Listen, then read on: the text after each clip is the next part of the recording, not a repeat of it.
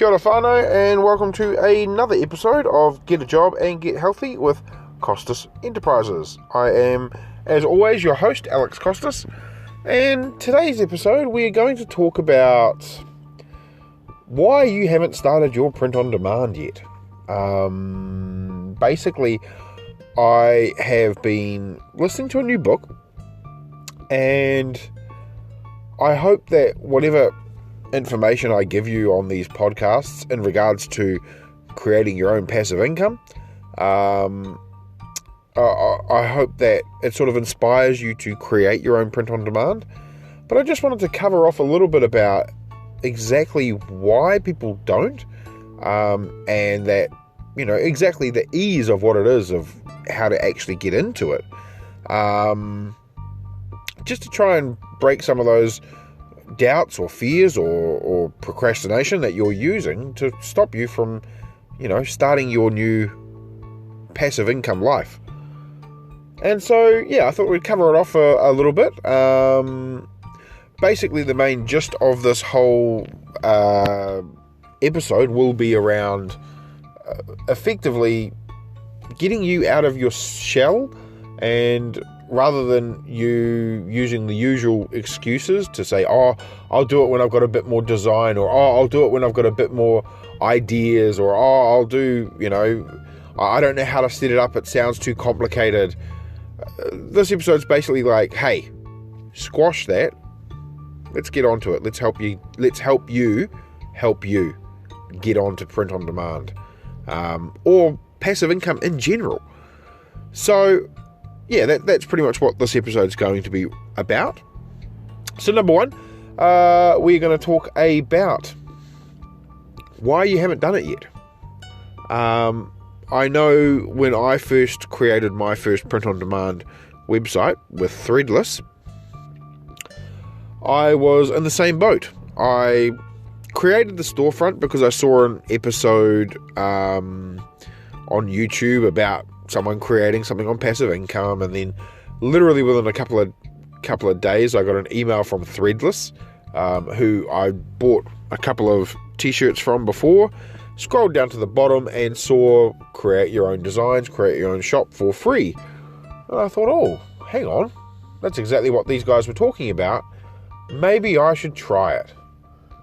And I went in the process, and setting up the process was quite simple, quite easy. I could have been a bit discouraged by the fact that they want your PayPal details and all that sort of stuff, but that's how they pay you, so, you know, you kind of need that stuff. But I chose to push forward, and I created my website, created my storefront. Didn't really have any designs at the time, but basically just created a storefront, and it just stuck there. I got to admit, I left it there for about a month. So it wasn't until I started watching a few more episodes of different YouTube videos of people talking about how easy it is and all that sort of thing that I thought, you know what, I'm going to try it. And specifically, the one episode that made me go, oh, hey, this is quite cool, was when I discovered Canva, and that you could create free designs on Canva. And when I found that out, I sort of went, oh, cool, this is great, I can do this. And so I created the free designs and all that sort of stuff, and then that's when I found out about, you know, you need a transparent image in order to upload it. And I was basically getting a month free of Canva, and thought, all right, I'll try it for a month. Even if I only pay for a month, then, you know, I can delete it after then. I won't need it. I can create all my designs at one time. Well, that didn't happen. I still use Canva, and I still, you know, use it every day. So it's worth the cost. But what I'm trying to get at is, once I found a free resource and I knew I had time to do it, all of the other sort of qualms and issues that I had that were stopping me from doing things, I had no excuse. So it's not like I felt like I was forced to upload and start it, but I felt like there was no more point in me just letting it go. And that's when I decided, you know what, I'm going to start it up. We'll try it out. And I tried advertising. I didn't really make any sales on Threadless. Only stuff that I bought for myself, just to try the products out. Plus, it was nice to sort of hold my own product in my hand, which, you know, I designed. I was like, wow, this is quite cool. So it gave me a slight feeling of accomplishment in that respect. And I was quite proud of that, quite happy with that. And then once I started doing it for a little bit, then I started looking at, you know, the other sites that you can use that are also free. And that's where Teespring came in. And I spent a bit more time on Teespring than I did my Threadless. I put a lot of designs on Threadless, but I'm going to be honest, the designs were pretty shit. Just because I didn't know how to design. I didn't know what I was really doing. I didn't have the right sort of idea. I was just picking an image and going, oh, that's cool, I'll use that. But I wasn't thinking about, you know, the other things that I learned about while watching YouTube, about how to design just a little bit, how to place things on a page effectively, so this page would turn into your design of what it is that you're doing. And so by doing that, I, you know, played around a little bit. It got me motivated to start thinking I could potentially make a go of this. I could potentially make money off this. And another thing that was quite good, and I actually always say it, is it helped me get a creative side out. I know there's this perception these days that, you know, if you're an older person, you're supposed to focus on business, focus on work, and, you know, your sort of life pushes all of that creative type stuff that you may have done when you were a kid or when you were younger, to the side, because you got to, you know, wake up with real life and so forth. And so finding a way that I managed to take that part of me and go, oh, that's really, really cool. I haven't dealt with this in a long time. I can now incorporate this into my daily life. It gives me a place to vent. It gives me a place to put ideas on paper.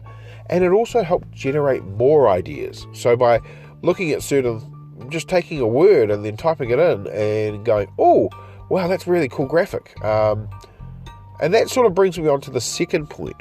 The second point that a lot of people say is, I'm not artistic. I can't do this. I don't have the right mindset. I'm going to be real with you. That's absolute bullshit. The main reason for that is everybody has some form of creative bone in their body. Everybody has something that they're passionate about. Everybody has something that, you know, intrigues them. All I say is tap into that. You know, you may love dance. Well, if you love dance, surely there's got to be certain type of dance that you like. Try to market your products towards that particular type of dancer. If it's hip hop, for example, or if it's ballet, whatever. If maybe you are aware of a famous saying that dancers have, and because of that famous saying, you know, only other dancers will get that. Well, make a t-shirt or make a mug or a cup in that design. And you'll be surprised. You can create your own sub-niches within the stuff that you like. That was the other reason why I really, really enjoyed doing this stuff, is because I was creating these designs myself, and I was going, oh, you know, and it was simply just clicking an image, putting a funny phrase on it, or clicking an image and removing the background and putting a different background on it, or something like that. Something that made me happy with the way things were going, that I was creating stuff myself. It wasn't hard. It was literally point and click, maybe a bit of resizing every so often, or flipping the image. But for the most part, my qualms about being someone that didn't know and doesn't know how to, you know, draw or do any sort of artistic sort of fling were basically disappeared after playing around for a little while. So I strongly suggest to people, give it a go. I've previously talked about Placeit, which is another option where, with Placeit you can get a few free designs that you've created, and every time you create a free design, be it on Canva or on Placeit, they will actually give you the legal right to use that image, okay? To use that design for whatever purposes. So you can literally create a logo within Placeit that you could use for your business, and with that business logo, you are legally allowed to use that logo. You don't have to pay any rights or royalties. I mean, it's a free image. The only issue is turning it into a transparent image, which, if you know what you're doing, you can do that without having to pay. Or, as I said, with Canva, which I've talked about previously, it's a simple click of a button, and then when you download that image, it downloads as a transparent background, which is quite cool. So yeah, I know a lot of people, they use these excuses to say, hey, I can't do this because this. I want you to know that you can do it. It's not hard, and it's not as hard as you think it is. The whole setup process of starting an account, getting your own storefront, took me maybe about 5 minutes, 10 minutes on all three platforms. That's Redbubble, that's Teespring, and that's Threadless. Now, each has their own, benefits when it comes to actually uploading listings, listings are effectively what it is that you're trying to sell. They're your products, they're your designs that will become products. But for the most part, it's a lot easier than you think. So don't let your fears govern you in that respect. Know that you can do it. As long as you have some sort of comprehension of reading, or maybe you've got an ability to have something spoken to you, they can explain exactly how to create these storefronts through Teespring, Redbubble, or Threadless. Even Merch by Amazon is the same sort of thing. So just know that creating your branch, your store, your account, that part can take 10 minutes. You could literally have finished doing it by the time you finish reading this or listening to this podcast episode. And then I know the design part is the part where people go, oh, I can't do that. Before you shoot yourself in the foot and say you can't, try. Go into Canva. Go into Placeit. You have a look at their free designs. You'll notice which ones are free because they're actually quite clearly labeled free. Put it onto a page. If you are using Canva, know that you have to call it you have to make a custom dimension of 5,000 by 5,000 pixels if you want to turn it into a t-shirt or something like that. So yeah, I mean, it's not hard. And then just do a search on background, do a search on elements. If you're using Placeit, use their free logo maker. Try create your own logo. They've got some really, really cool little mini designs. And the fact that you can sort of chop and change with each of them is really, really cool. And then download it. Upload it onto your store. You don't have to publish it straight away. Once you've created the item, you can play around, make sure it fits on everything that you want it to. Then hit publish. Because once you actually do that very first design, you'll start to have more ideas like, oh, I wonder if I did this. I wonder how I do this. What could I get down to? What could I go through? Just experiment. Put as many designs as you like. And you don't even have to make image designs. You don't have to make elements. You can just make text designs. You could use a quote.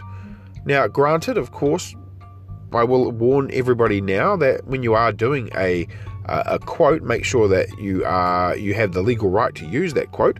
You don't want to be quoting something in, like, there's a bit of controversy at the moment because there is a quote from Schitt's Creek, which people uploaded onto Amazon, Merch by Amazon and Redbubble. And while they were doing that, their stores got banned because they didn't have the legal right to use that quote. So if you know, maybe you're using a quote, maybe you're using a phrase that you know, it could be an anonymous one. That's okay, as long as it is actually your property to do. And that is the same with all of these images. All of these images, they are your property once you pay the fee, or once you download it, it is your property. Okay, so that's the Canva Pro, that's the Canva Free, that's the Placeit Pro and the Placeit Free as well. Once you've created the design, you've downloaded it, you own that design for commercial use, which is where print on demand comes in. So I just want you to take the time, think it up. You can always publish it. You can delete the item if you go, oh look, I don't really like that. You can remove it from your shop. You can set it up so that no other designs appear. You can hide them from your store. So it's not like once you've created it, it's in the sphere. You can't take it away. You can hide it. You can remove it. But then at the same time, why would you want to remove it? The whole point of this episode is getting you out of your comfort zone. So I want to know from my audience, my lovely audience, I want you to flick me an email at doncostas@gmail.com. Specifically in regards to this print-on-demand stuff. Tell me, did you start your store? Who did you go with? Even email me and send me your link to your store. Let me have a look. If you've already got a store and you want me to have a look at it and give you any ideas, please feel free. Email me. Flick me your store link and I will check it out. I know you can do this because you are smart, because you're listening to this podcast. You're amazing because you're listening to this podcast, and you've got the drive to do it. Otherwise, you wouldn't even listen to this episode. So if you want to start your print on demand and you haven't yet, you're sitting on the fence, you're like, oh, I really should. I listened to Alex's podcast. Oh, I really should. Do it. Believe me, once you start uploading, you will be surprised. And go back, listen to my other episodes, go onto my website, check out my web pages where I talk about things like, the tags and all that sort of stuff. Because all of that sort of stuff is relevant as well. So you use all of this together and jump on YouTube. Literally, the way I learn all of this stuff myself is going on YouTube. It is looking at people like Shimon Morris, Ryan Hogue, all these YouTube people. Just type in print on demand and watch what they say, because they're really informative. And it does work. Their stuff that they talk about does work. Now we're going to just quickly pop on to Movember. I will again put another link in with my Movember donation. Please feel free to donate. If you do want to support, it could be as small as $20. And that will go to the Movember Foundation and make it so that we can actually, help men survive things like suicide, prostate, and testicular cancer, and of course men's mental health, which is something I'm a big advocate for, given I have had mental health issues myself, which I've talked about in previous episodes. But until next week, I want to say thank you for listening. I do apologise again for the episode being one day late. I did plan on having it out Thursday, but unfortunately I have been very busy at my normal work, and it has caused me to be a bit delayed with things. I really look forward to hearing from you. Please feel free to leave me a message, as I said, at doncostas@gmail.com. That's DON for Nike, costas@gmail.com. Tell me where you're headed. Tell me about your store. Tell me what sub-niche you want to go for. If you want any advice, hit me up, because I love to hear from everybody. But until next week, thank you and good luck. I hope to hear about your journeys.